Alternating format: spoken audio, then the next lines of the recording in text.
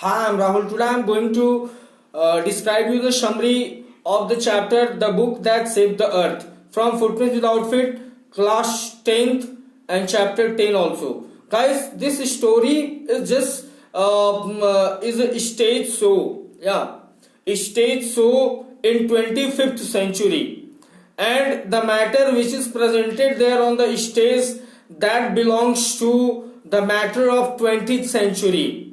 Yeah, so here the historian who comes on the stage and he describes that how Martians, means the people of Mars, the aliens of Mars, they had come to earth for invading. वो अर्थ पे आए थे यहाँ पे आक्रमण करने के लिए, and their thinking, their thought, it was not good.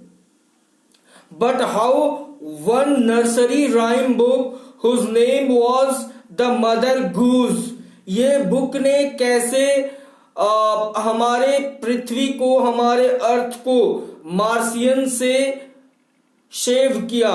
तो that's why the name is, the title of the chapter is the book. Book की बात हो रही है द मदर गूज, जो कि नर्सरी राइम की बुक थी, उसमें राइम्स थे. लेकिन जैसा कि जो मार्सियन मार्स स्पेस प्रोब का जो मेन चीफ था, whose name was think tank, तो जिसका नाम क्या था, थिंक टैंक था, वो चीफ था मार्स प्लैनेट का.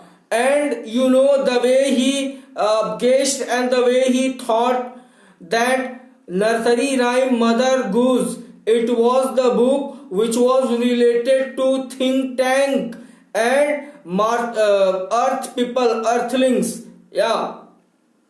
they क्या कर रहे हैं, वो चाहते हैं कि थिंक टैंक को पकड़ के और उसको मार दिया जाएगा, और उस बुक में उसी के बारे में दिया गया है. तो गाइस मैं आपको बताता हूं detailed summary of this chapter. तो ये स्टोरी मैंने जैसा कि बताया है कि that starts with the stage show off 25th century, and here the historian he comes and explains about the truth about the Martian invasion, जो कि कब हुआ था, 20th century में हुआ था. और to prove the statement she asked the audience to look into the historioscope.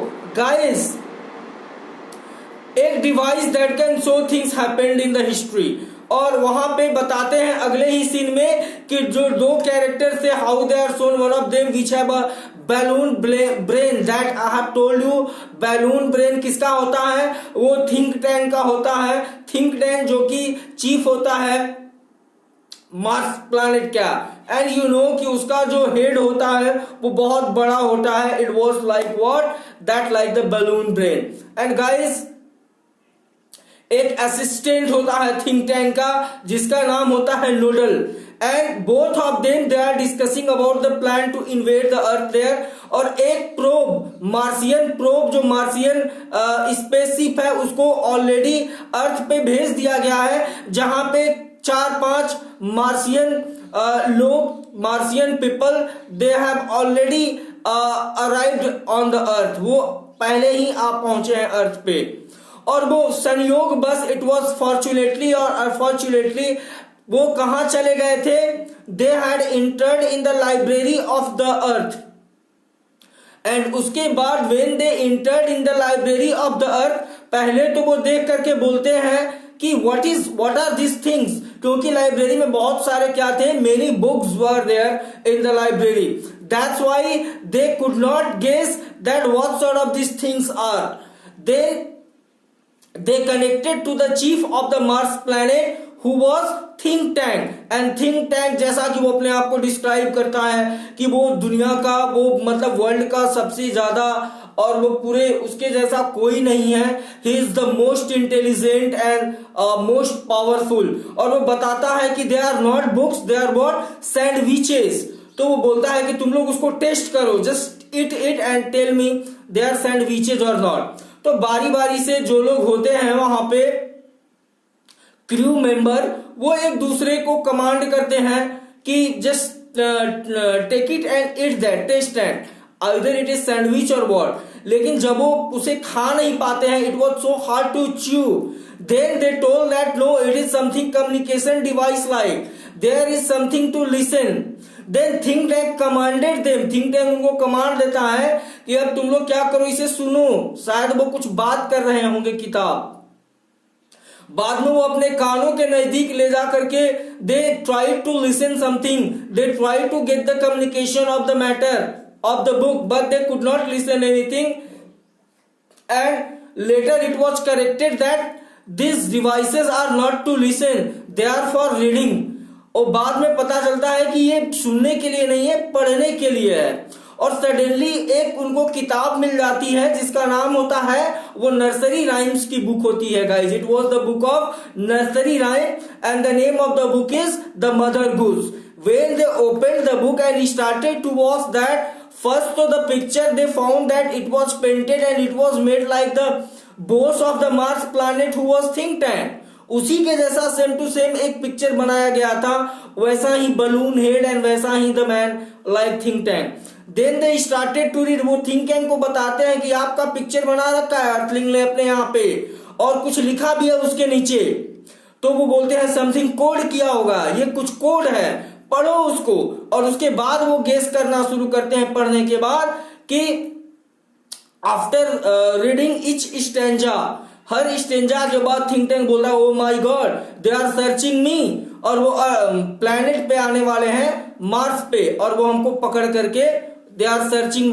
मतलब वो लोग सोचते हैं कि ओ माई गॉड, ये जो अर्थलिंग्स के बारे में हम लोग मजाक उड़ाते हैं कि नहीं, they are so ridiculous and all these things are there, they have no power, they have no energy to do anything। लेकिन ये तो अपने डेवलपमेंट के एकदम टॉप पे हैं, ये तो बहुत ही ऊपर पहुंच चुके हैं, ये तो मार्स पे इन्वेड करने का प्लान बना रहे हैं। तो दैट्स वाई यहाँ पे जो थिंक टैंक होता है, पहले तो उनको वो समझ में नहीं आता है, लेकिन जैसे ही वो विटामिन दिया गया होता है एक केमिकल डिपार्टमेंट के द्वारा मार्स प्लैनेट के, और उसे पी लेने के बाद वो सारी चीजों को समझते हैं and then try to understand. और थिंक टैंक तुरंत इंस्टेंटली ही कमांडेड देयर कि just leave the earth and he also try to leave the planet of Mars. वो सोचता है कि अब उसके लिए एक प्लैनेट क्या बोलते हैं स्पेस कैप्सूल तैयार किया जाए, जिसमें वो स्पेस कैप्सूल में बैठ करके ही विल लिव द प्लैनेट। और वो अपने सारे लोगों को बोलता है कि now the earthlings they will come here to invade on the Mars planet, तो everyone should go in the space and they lift there. और वहां से हजारों हजार माइल दूर वो निकल जाता है मार्स छोड़ करके। तो गाइस वो ये मदर गूस बुक थी जो कि नर्सरी राइम की किताब थी, जिसको by watching that the planets the crew member of the Martian space probe they could think differently, या and they thought that even the think tank जो कि उसका चीफ था वो भी समझा कुछ अलग ही और डिफरेंटली। तो गाइज ये समरी था इस चैप्टर का, the book that saved the earth. अब I want to discuss you some important question which are important from the exam point of view. So guys first question तो ये बनता है कि जो नूडल है वो avoids offending think tank, but at the same time he corrects his mistake. What does he manage to do that? तो noodle avoids offending think tank because he was knowing that think tank is the chief person of planet, so he used to present his ideas as the thing of less importance, but this would help think tank in correcting his mistakes. तो guys ऐसा कुछ होता है। and another question is why are books referred to as the man's best companion? तो books are man's best companion because they not only provide us with information but also sometimes become a good source of entertainment. So ये थे guys question. I hope you have understood this chapter summary.